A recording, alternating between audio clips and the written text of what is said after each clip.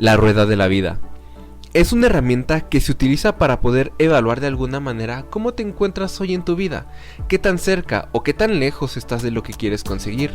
Se divide en diferentes áreas, las más importantes de tu vida, y el objetivo es saber en qué necesitas trabajar. En este podcast le damos un toque delicioso, y esa rueda se convierte en una pizza, y lo que necesitas trabajar en los ingredientes que expertos te darán. Así que quédate porque recibirás los mejores ingredientes para la pizza de tu vida. Hola, mi nombre es Fernando Torres y bienvenidos nuevamente al podcast La Pizza de la Vida.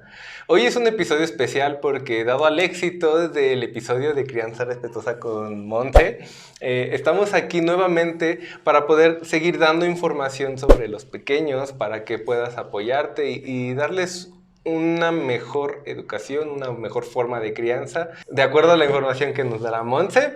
Recuerda, ella es licenciada en Pedagogía por la UNAM, así que tiene todas las herramientas para podernos dar una excelente información. Y estoy muy contento nuevamente de que estés por acá, muchas gracias. De hecho, la idea fue una propuesta también de Monse, porque me llamó y me dijo, oye, me gustó cómo quedó, y podemos seguir dando información, y la verdad es que a mí me pareció excelente. Como les digo, fue de los episodios más reproducidos por ustedes y a mí me da mucho gusto. Pero muchas gracias por estar acá, estoy muy feliz de que estés. ¿Tú cómo estás? Muchas gracias a ti, Fer, por invitarme otra vez.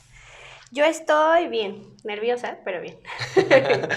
Bueno, pues ya sabes, aquí las personas, la verdad es que recibieron bastante bien el episodio. El tema que tocaremos el día de hoy es autoestima.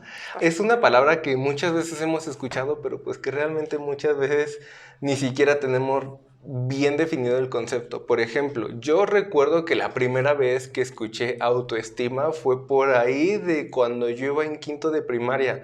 De hecho, lo tengo bastante presente porque fue una clase de autoestima y nos preguntaron ¿qué es eso? Y nadie sabíamos qué era autoestima. Y yo ya tenía, no sé, como 10 años. Sí. O sea, 10 años en los que yo no sabía qué era autoestima y a lo mejor lo teníamos desarrollado de alguna manera o de otra, pero pues ahí desde esa carencia de concepto, pues me parece que podemos comenzar a hacer algo con los niños para que conozcan esta palabra y puedan aprender a desarrollarla, ¿no? Entonces, bueno, me gustaría que nos explicaras este concepto. ¿Qué es el autoestima? Porque incluso de adultos a lo mejor ni siquiera tampoco lo tenemos tan claro. Sí, suele suceder. Primero, el concepto es abstracto, ¿no? Entonces, para que los niños lo tengan claro, tardará un tiempo, digamos, a partir de los 12 años es que se implementan bien conceptos abstractos. Sin embargo, sí es importante empezar a introducir algunas cosas como, ay, esto es tratarse bien, o esto es tratarse bonito, qué bueno que te quieres mucho, cosas por el estilo, para que justo, ¿no?, vayan como apropiando una autoestima sana, más que otra cosa. Y en cuanto al concepto, hay diferentes definiciones según psicólogos, también de la filosofía. Por ahí la RAE también tiene un concepto muy simple, sencillo de entender. Sin embargo, la cosa es todos sus componentes, es lo que realmente hace el concepto difícil. Pero básicamente la autoestima es la valoración que tenemos de nosotros mismos, la manera en que nos percibimos a nosotros mismos en relación con las personas que nos rodean, con nuestro entorno, cuando somos chiquitos, con nuestros padres, con nuestra familia, amigos, compañeros de trabajo, compañeros de escuela y demás, ¿no? Pero primero, la base de la formación o la base de la autoestima es la relación que tenemos, que establecemos con nuestros padres y con nuestro núcleo familiar más cercano, ¿no? Por ejemplo, a mí cuando me dicen este concepto cuando yo era niño, de hecho creo que yo sí contesté algo cuando nos preguntaron ¿qué es autoestima? Yo respondí, es cuánto me quiero yo mismo, o sea, así como por ejemplo, recuerdo que puse este ejemplo, ay, qué guapo estoy, o recuerdo que mis compañeros se burlaron de mí y atacaron mi autoestima, pero Mi pregunta es, o sea, yo en ese momento era lo que yo entendía y como más o menos lo quise dar a entender, pero realmente los niños nacen con una autoestima o se va formando, como dices, en la interacción con los padres. ¿Qué sucede en el caso de que falte un papá o falte una mamá? ¿Qué puede pasar en esas situaciones? Bueno, primero creo que es interesante verlo desde la etimología de la palabra, porque justo en la manera en la que están construidas las palabras podemos entender muchas cosas, ¿no? Entonces, viene de un prefijo griego, autos, y de un vocablo latino que es estima. Y la traducción de estos, bueno, autos es propio de mí, y estima podría ser como valoración y también en este sentido de estima como de aprecio y de cariño, ¿no? Entonces de ahí está interesante. Después, no es innata, o sea, no es que cuando nacemos no tenemos autoestima, porque no se encuentra en una parte específica de nuestro cuerpo, no es orgánica. Entonces, de ahí que no sea innata y de ahí que se vaya construyendo.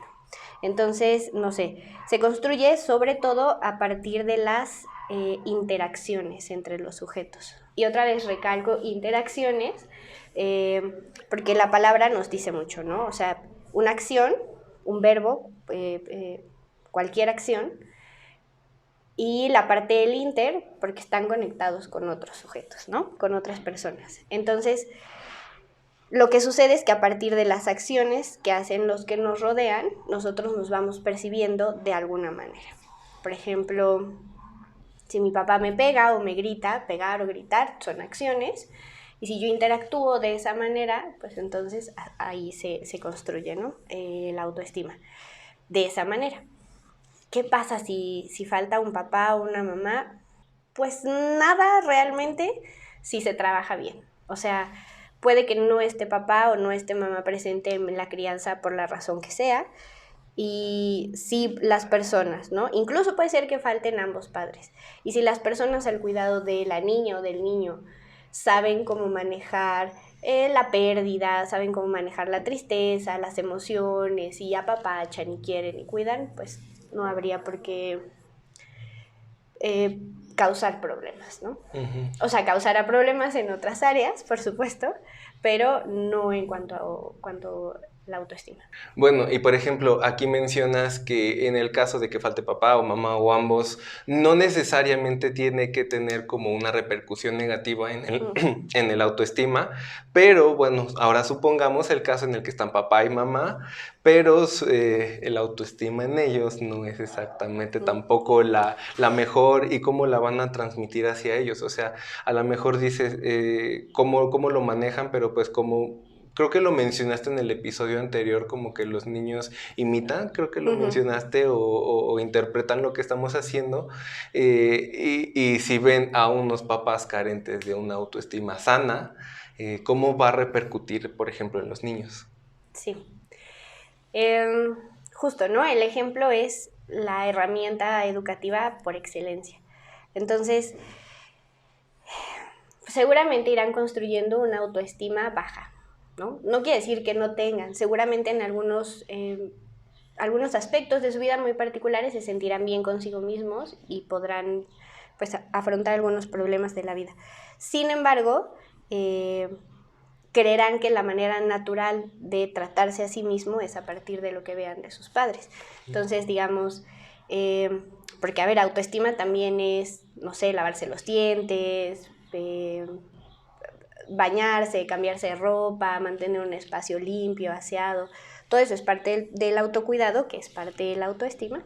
Entonces, si en su entorno ven que no sucede ninguna de estas cosas, simplemente tomarán como natural vivir de esa manera, porque así es como crecieron. Y bueno, precisamente ahorita que estamos tocando este tema en el que hablamos sobre que los papás no tienen a lo mejor tan saludable su autoestima y cómo repercute en los niños. Yo ahorita estoy en un curso de duelo infantil y hablábamos precisamente de la depresión infantil y cómo sí tiene un gran impacto si alguno de los padres tiene este síndrome, ¿no? Este trastorno de depresión y cómo puede hacer que el niño también pueda desarrollar esta depresión. Y bueno, en este sentido de la autoestima, pues muchas veces nosotros, como lo mencioné al principio, no lo tenemos tan claro o no tenemos desarrollado nuestra autoestima de una manera tan sana. Entonces, aquí como la recomendación para los papás, pues sería lo que también comentamos en el episodio pasado. Poner el ejemplo y nosotros comenzar bueno, yo no tengo hijos, pero en el caso de tenerlo, poner de mi parte, comenzando a sanar yo mis propias cosas, Claro. comenzando a desarrollar una mejor autoestima para poder transmitírselo a nuestros hijos, ¿no? Exactamente.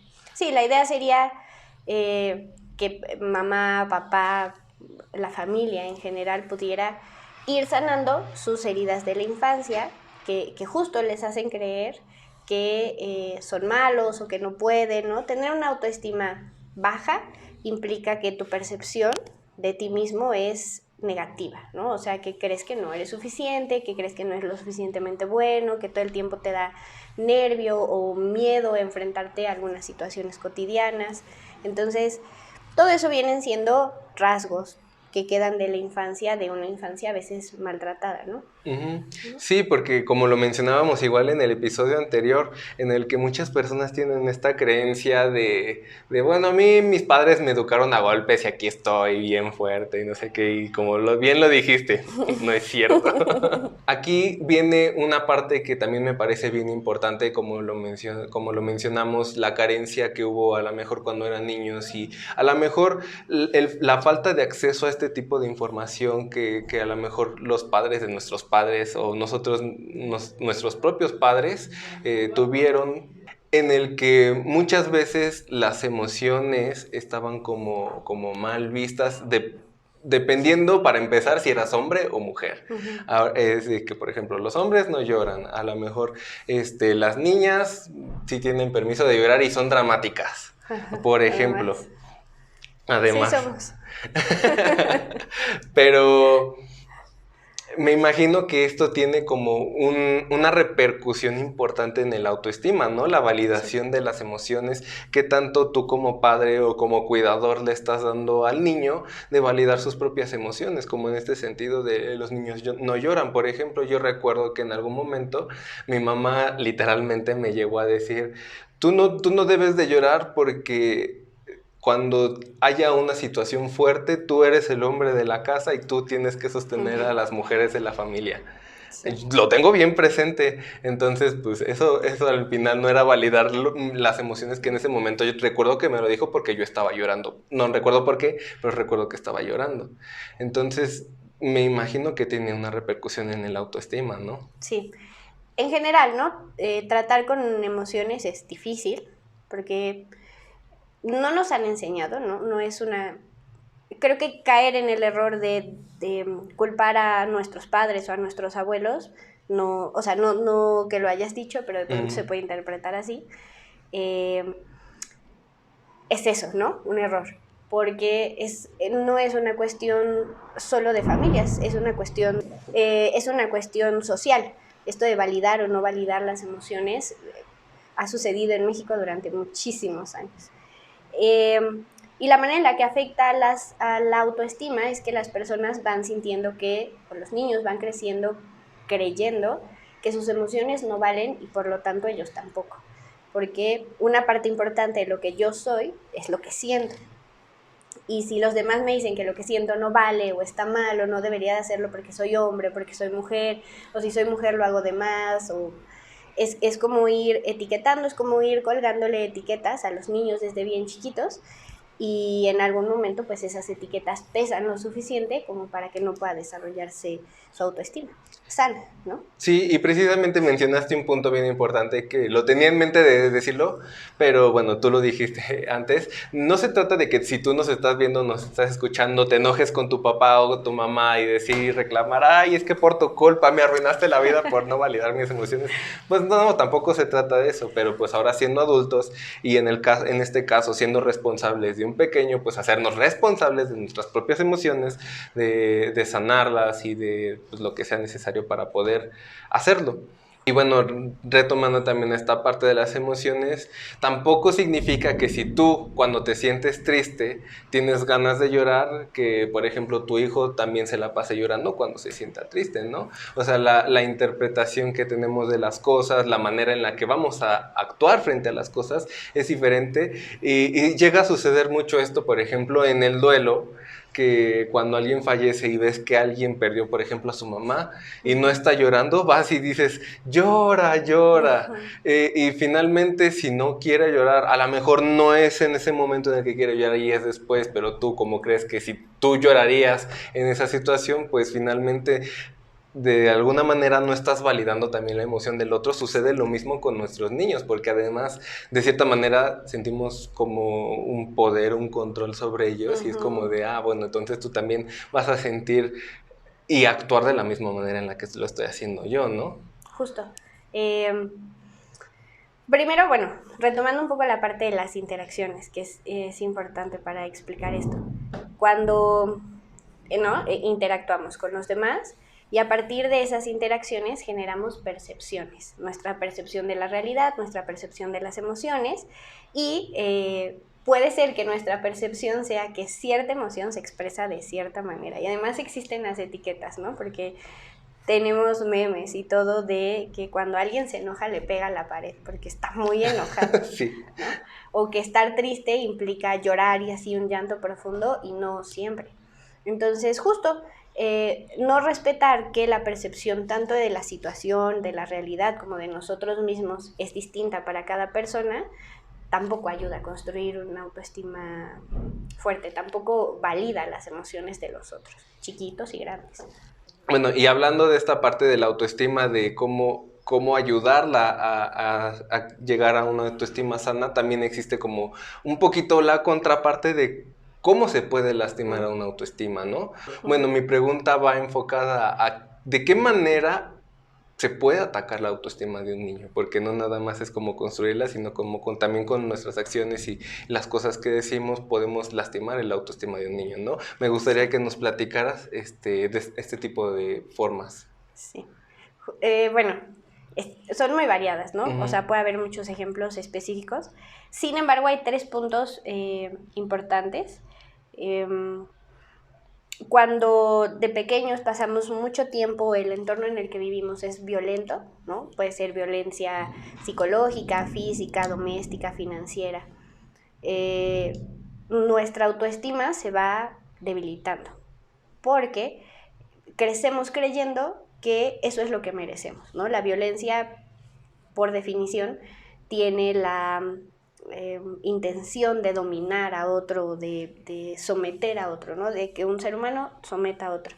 Entonces, si los chiquitos crecen bajo cierto sometimiento, creerán que la única forma de vida es esa, la violencia, y entonces su única manera de relacionarse consigo mismos primero y después con su entorno, con sus pares, será únicamente a partir de la violencia, permitiendo que otros ejerzan violencia sobre ellos o ejerciendo violencia sobre otros. Y al final del día, la violencia, las conductas violentas nos hablan de autoestima baja, porque tratamos a los demás tan bien o tan mal como nos tratamos a nosotros mismos. Además del entorno violento, por ejemplo, cuando los niños, esto es raro porque los papás y en general estamos todos acostumbrados a vivir de esa manera, pero cuando crecemos bajo el estímulo premio-castigo, ¿no? Uh-huh. Cuando todas las acciones o todo lo que tenemos que hacer tiene que ver con que si no lo hacemos nos castigan y si lo hacemos nos premian, eso debilita la autoestima. Es complejo de entender, es complejo de seguir la línea, pero lo que sucede es que creemos que somos merecedores de alguna cosa solo a partir de dar algo a cambio.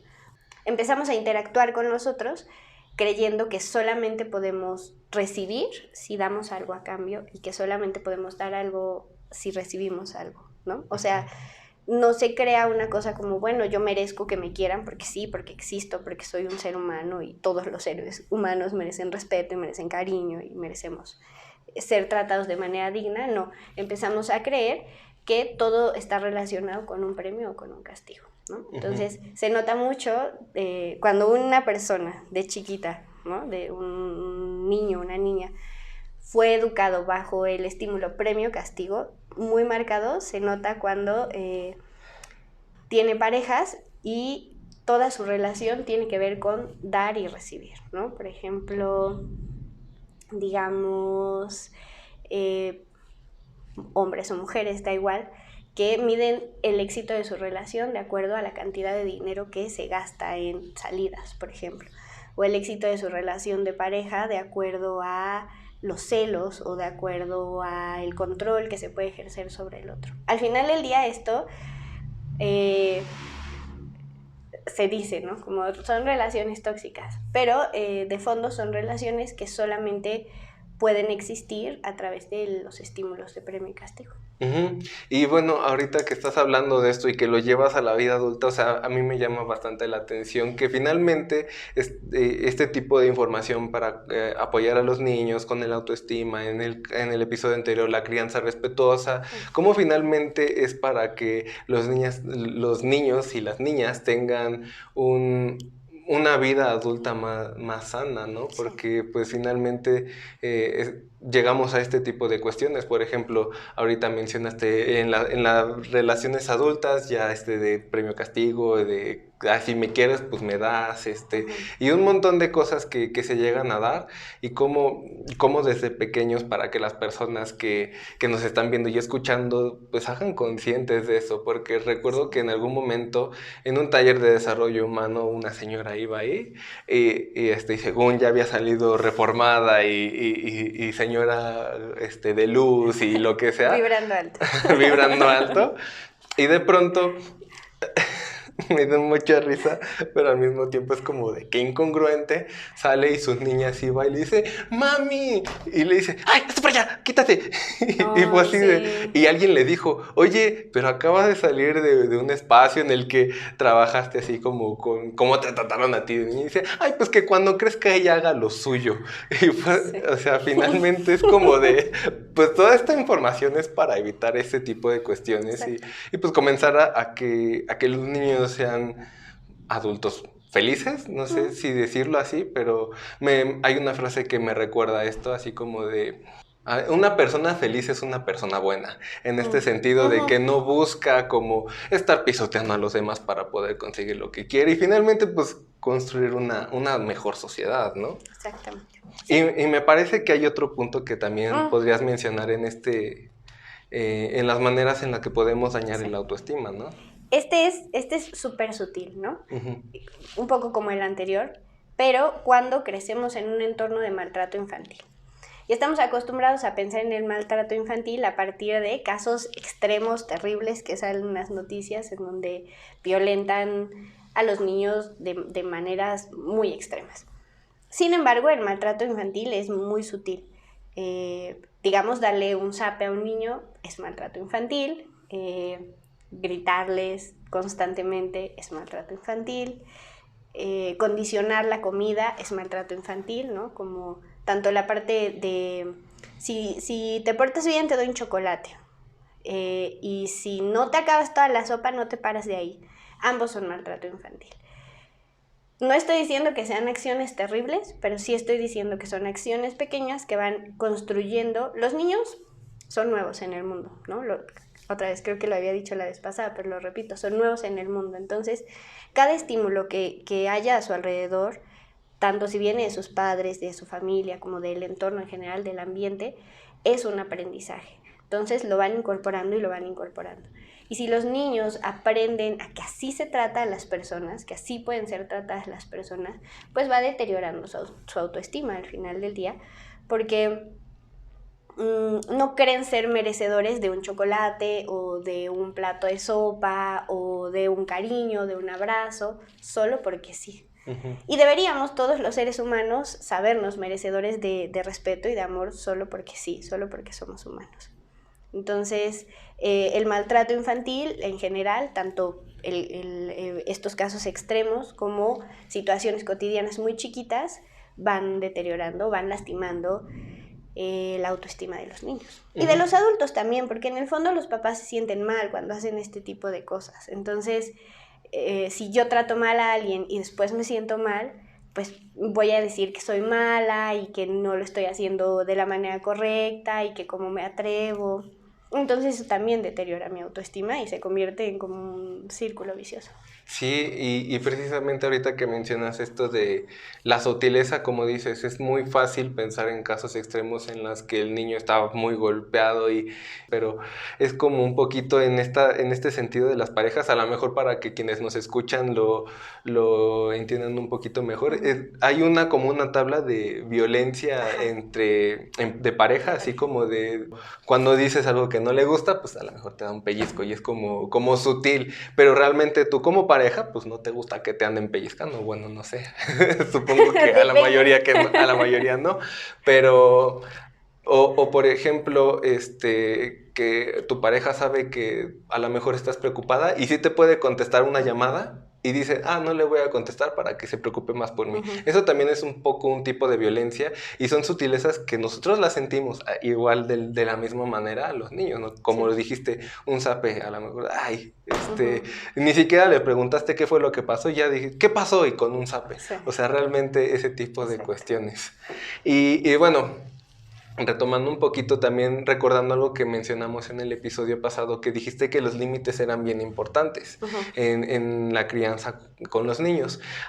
Me llama la atención que los límites también pueden marcar como una diferencia entre una autoestima sana y una autoestima dañada en un niño, ¿no? ¿Cómo podría dañar o ayudar a fortalecer una autoestima el poner límites claros? En general, ¿no?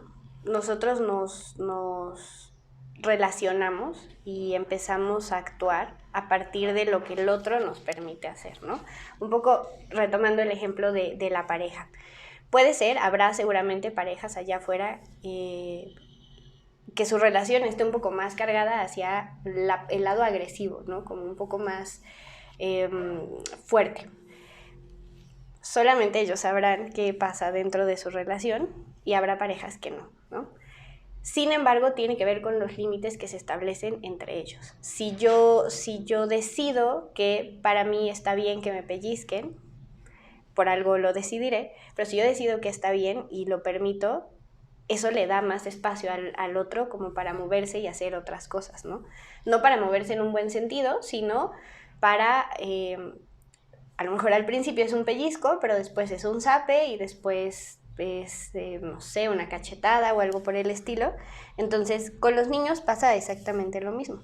Ellos saben qué tanto se pueden mover y hasta dónde pueden llegar a partir de los límites que les establecemos. Si no establecemos límites claros con los chiquitos, con los niños, es muy probable que ellos lo pasen tanto para lastimarse a sí mismos como para lastimar a los otros, ¿no? Para lastimarse a sí mismos. Bueno, es súper importante que no te subas al techo y te avientes porque te vas a lastimar. Un límite muy claro sería no permitir que suban al techo, aunque crean que son Batman o Superman, porque se van a lastimar. Y a partir de estos límites ellos van entendiendo qué cosas son peligrosas o qué cosas los pueden lastimar, ¿no? Digamos que en la infancia hubieron pocos límites o no fueron límites muy claros, seguramente nos encontraremos con adolescentes con tendencias a adicciones muy fuertes, precisamente porque no se les dijo, esto hasta aquí es demasiado, ¿no? A lo mejor a todos nos encantan los dulces. Bueno, vamos a comer 2 chocolates al día. Ok, 2 chocolates al día está más o menos, dependiendo de la edad, no le vamos a dar 2 chocolates al día a un chiquito de 3 años, pero a ver, digamos que uno, ¿no? Un chocolate al día, ok, entiendo que ese es el límite.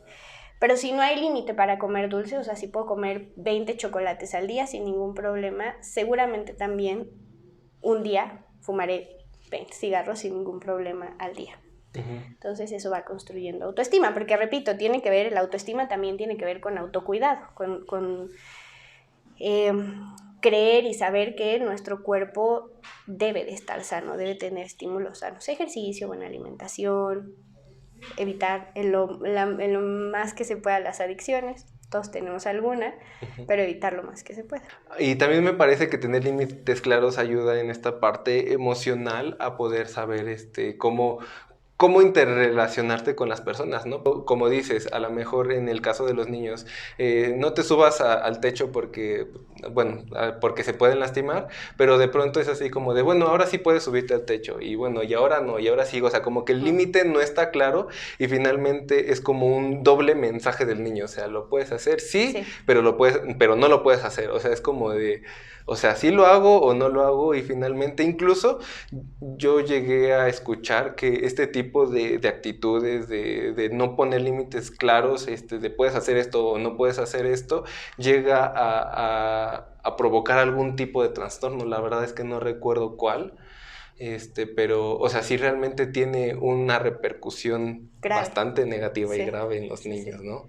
El trastorno puede variar de acuerdo a los otros estímulos que haya, pero empieza a crear en los niños, en las niñas, en las personas un poco como una especie de ansiedad, de angustia muy constante. Porque a veces sí y a veces no, y entonces no sé, y el no saber es lo que nos genera mucha angustia, ¿no? No sé hacia dónde moverme porque no lo tengo claro, porque no me lo dicen, y al final del día eso me angustia. Y ya para finalizar, me gustaría que pudiéramos como compactar un poquito información valiosa para quienes nos ven y nos escuchan de cómo poder ayudar al niño a desarrollar una autoestima sana. Claro. ¿Cómo podrían hacerlo los papás que ahorita nos escuchan? A lo mejor ya escucharon que, bueno, poner límites claros, validar sus emociones y eso, pero que tú les pudieras dar así como de, bueno, estos son algunos pasos que puedes seguir para poder hacerlo. Creo que primero podríamos hacer como un mini resumen de qué es la autoestima, que básicamente es el concepto que tenemos de nosotros mismos, cómo me veo a mí misma, cómo me trato a mí misma, cómo me cuido o no me cuido, eso sería la autoestima. Decimos sana cuando es un trato respetuoso, amable, amoroso. Decimos que es no tan sana cuando es un trato hacia nosotros mismos con tendencias un poco más destructivas, ¿no? Y algunas maneras de ayudar a los niños desde bien chiquitos a generar o a generar, a ir creando, estableciendo autoestima sana sería, primero, entender que la autoestima está compuesta por 5 partes principales. Una de ellas es la autoaceptación, que es, me miro, ¿no? Me reconozco a mí mismo, a mí misma, con todo lo que soy, con todo lo que tengo, defectos, cualidades, virtudes, limitantes, debilidades, y lo acepto, ¿no? O sea, tanto las cosas positivas como las cosas negativas o las cosas que a veces pensamos que son negativas. Digamos, tal vez soy muy mala para matemáticas, pero soy muy rápida leyendo. Entonces, como no decir que alguna de estas está bien o mal, sino aceptar que están ahí, que son parte de mí. Eso sería la autoaceptación, y una manera de trabajarlo con los niños a través del ejemplo. Si los niños ven que su mamá, que su papá, sus tíos, sus hermanos se tratan a sí mismos con respeto, independientemente de sus limitantes y cualidades y virtudes y demás, empezarán a hacerlo también ellos, ¿no? Se darán cuenta que sí, que también tienen limitantes, que también tienen debilidades, pero que pueden aceptarlas y hacer algo más con ellas. Entonces, ese sería el primero, ¿no? Como trabajar la autoaceptación a partir del ejemplo, que los niños puedan ver y reconocer a los adultos a su alrededor, tratándose bien a sí mismos. El segundo sería, el segundo punto que conforma la autoestima sería el autoconcepto, que es las creencias que tengo de mí misma, ¿no? Como qué creo que soy o qué creo que hago, qué creo que puedo. Básicamente responde a la pregunta ¿quién soy? Y esa pregunta se responde con un montón de creencias que, como ya dijimos, se van construyendo a partir de mi relación con los otros, ¿no? Y la manera de trabajarlo sería validando sus emociones, porque quién soy yo depende en gran medida de lo que siento. Y entonces, si mi mamá, si mi papá, si mi entorno me dice como, a ver, estás triste, no sé, a veces pasa mucho con los niños, ¿no? Que para lo que para nosotros es una cosa cualquiera, para ellos es una gran tragedia, digamos que se les pierde el osito favorito. Pues es como cualquier cosa para un adulto, pero para un niño es bien importante. Entonces, si se perdió su osito y está llorando y se siente muy triste, validar sus emociones sería como abrazarlo, acompañarlo, está bien, yo te entiendo, se perdió y lo querías mucho, era importante para ti, pero bueno, hagamos otra cosa, a ver, ¿tienes otros juguetes? ¿Cómo lo podemos solucionar? Eso es validar las emociones, ¿no? En cuanto al enojo, por ejemplo, si un niño se enoja porque no quiere comer sopa y lo quieren obligar a comer sopa, validar su emoción sería, a ver, yo entiendo que estás enojado, se vale, pero por favor no lances la sopa porque eso no es correcto, ¿no? El límite es lanzar la sopa. Lo que nos lleva al punto 3, que es la autoconfianza. La autoconfianza es reconocer qué cosas podemos hacer y qué cosas no podemos hacer y hacer algo con ellas, ¿no? Si yo sé que puedo leer un libro en una semana, bueno, lo hago. Tengo la confianza de que lo puedo hacer y lo hago. Y se trabaja a partir de los límites, precisamente, porque son los límites los que nos van marcando un camino hacia dónde seguir, ¿no? ¿Qué camino podemos seguir o cómo podemos utilizar esas herramientas que tenemos? Uh-huh. Se marcan a través, conocemos esas herramientas y los límites de esas herramientas a partir de los límites. A lo mejor yo soy una persona súper cariñosa, pero de pronto será necesario que la gente me marque límites y me diga, no me gusta que me toques así, aunque no lo esté haciendo con mala intención, o aunque lo esté haciendo con mala intención, sobre todo, ¿no? El 4 sería el autoconocimiento, que es saber cosas de nosotros, saber qué me gusta, qué no me gusta, qué me incomoda, qué me molesta, qué personas me caen bien, incluso qué libros me gustan o qué series prefiero ver. El autoconocimiento implica saber, por ejemplo, con niños chiquitos, que las películas de terror me dan miedo. Yo me conozco, sé que las películas de terror me dan miedo, y si todos mis primos quieren ver una película de terror y yo no, y tengo todos estos pasos anteriores, voy a poder decirles a mis primos, yo no, muchas gracias, y me voy del lugar, aunque tenga 4 añitos o aunque tenga 52, ¿no? Y el autoconocimiento se trabaja con amabilidad. La manera en la que tratamos a las personas y cómo nos expresamos de ellos y con ellos, si lo hacemos con amabilidad, es mucho más fácil que convivan o que se puedan relacionar, ¿no? Si yo llego y te doy de zapes, no puedo esperar que tú reacciones bien o que tú reacciones calmado o que tú tengas la confianza de decirme qué cosas te gustan o qué cosas te molestan. Obviamente me vas a tener miedo. Entonces, bueno, para trabajar el autoconocimiento es la amabilidad, para que la gente, los niños, se sientan en confianza de decir esto me gusta, esto no me gusta, esto me asusta, esto me enoja, y entonces poco a poco sepan mejor de sí mismos y qué hacer con ello. Y el quinto punto, el último, sería la autoimagen, y la manera en la que se trabaja es con apoyando a los niños. La autoimagen en este sentido físico, ¿no? Que yo me veo al espejo y me gusta lo que veo o no me gusta lo que veo, y si me gusta lo suficiente, a lo mejor le pongo ahí algún adorno, ropa que me guste, relojes, no sé, y si no, pues haré otras cosas que pueden ser peligrosas y otras que a lo mejor no tanto. ¿Cómo ayudamos a los niños a tener una percepción de sí mismos, a construir su autoimagen de manera sana? Apoyándolos, ¿no? Como cubriendo sus necesidades. Si un niño necesita comer, bueno, le doy de comer. Si un niño necesita dormir, bueno, lo llevo a dormir. Si un niño necesita agua, si está llorando, seguro necesita algo, porque nadie llora nada más porque se le ocurre.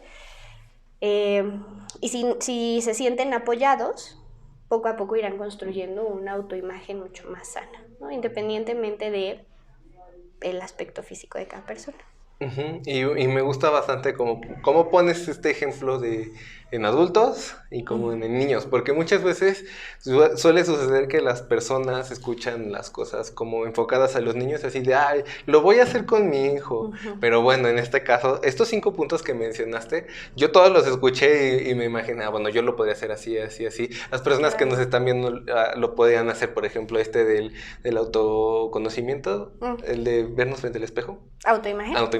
De la autoimagen, que pueden ponerse frente al espejo. De hecho, es un ejercicio que de pronto llegan a mandar ahí en terapia y dicen, ponte frente al espejo, incluso si es desnudo es mejor, uh-huh. Así para que te veas y lo que mencionas, lo que sí te gusta, lo que no te gusta y todo eso, ¿no? Sí. Entonces, pues bueno, me parecen bastante claros estos puntos para que los puedan trabajar. tanto cuidadores, padres, y junto con los niños, y pusiste bastantes buenos ejemplos, así que no se hagan ustedes también que nos ven o nos escuchan, háganlo. Sí, la realidad es que, o sea, lo interesante sería poder trabajar cada uno de estos separados para darnos cuenta cómo está construida nuestra autoestima, ¿no? Como, a ver, ¿me gusta cómo me veo físicamente? Sí, ok, palomita. Me conozco, sé las cosas que me gustan o que me disgustan, ok, palomita, autoconfianza. Híjole, no sé, siempre dudo de lo que quiero hacer, no sé, dependiendo de cada persona, pero si los trabajamos separados y luego los unimos, podemos tener una idea general de nuestra autoestima y qué tan sana es. Sí, y finalmente, pues hacer este tipo de ejercicios de manera lo más honesta posible, ¿no? Sí. Porque pues muchas veces es como de, bueno, en este ejemplo de verte frente al espejo, así como de, como en este movimiento así de super acéptate, aunque realmente no te guste tal cosa así, y realmente siendo honesto, pues a lo mejor no te gusta, no sé, que... ¿Qué puede ser? Que el cabello se te esponja mucho. O sea, pues finalmente no se trata tampoco de ignorar que algo no te gusta, pero aceptarlo y a partir de eso a lo mejor ver qué puedes hacer, ¿no? Exacto. Bueno, pues entonces me parece pues bastante clara la información que nos diste. Si tú que nos estás viendo o escuchando tienes comentarios, dudas, recuerda que puedes ponerte en contacto con Monse, o puedes dejarlo en los comentarios si nos estás viendo en YouTube, o puedes ir al Instagram oficial del podcast, en Matiz Humano, o en Facebook para dejar todas tus dudas. Ahí estaremos respondiendo todo lo que podamos. Y muchas gracias. Puedes comentarle a las personas que nos ven y nos escuchan dónde te pueden encontrar. Claro. Las redes sociales de mi trabajo, las que utilizo para trabajar, son todas Sueños para Llevar, en Instagram, en TikTok y en Facebook. Tenemos espacio abierto para preguntas y un montón de información súper cortita, pero súper clara. Y también puedes trabajar con ellos si en algún Sí. momento necesitan asesoría, ¿no? Exactamente. Trabajo de manera particular, personalizada, haciendo terapias de aprendizaje y orientación familiar. Esto quiere decir que trabajo con los niños que tienen algún problema de aprendizaje, pero también con toda su familia y la manera en la que la terapia de aprendizaje afectará pues a todo el entorno. Y pues bueno, muchas gracias. Antes de terminar, te comento, comimos una pizza de chicharrón prensado. De pronto las personas dicen pizza de chicharrón, pero bueno, la verdad es que tiene su Está éxito buena, en la sí, pizzería. sí. Está buena. Y pues recuerda seguir también a Angie's Pizza, que gracias a ellos comemos esta deliciosa pizza, en sus redes sociales, en Facebook e Instagram como Angie's Pizza. Y bueno, pues aún no tenemos nombre para la sección del canal. También te invito a que nos apoyes y nos des ideas para poner nombre a esta sección. Como tenemos la sección de los episodios malteadas y en algún momento los has escuchado, ahora pongámosle nombre a esta nueva sección. Te invito a que lo comentes en los comentarios o en las redes sociales.